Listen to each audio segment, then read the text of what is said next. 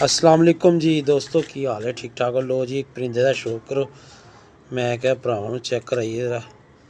छोटा जहा बच्चा जी, ते कैटागरियां वेखो, पल्ला चेक करो इस बच्चे का। ने बाबा जी शामा तक बच्चे उड़न वाले।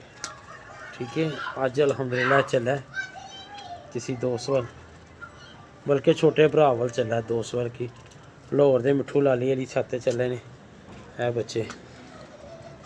ठीक है, ए चेक करो, यकीन मनो बड़ा उड्डन गे। ए चेक करना जरा, चेक करना जरा, ए पुट्टियां चेक करना जरा। ए वेख्या जी, ए हुण अल्लाह दे हुक्म नाल दूसरे बच्चे का शौक कराने भाई नूं बुलाया, ए बच्चे चले जाणगे। किथे किथे किथे किथे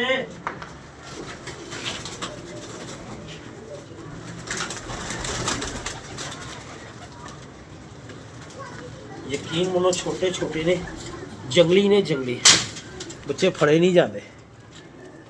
चेक करो कुंडा, चेक करो और पर दा अंदर जाना चेक करो।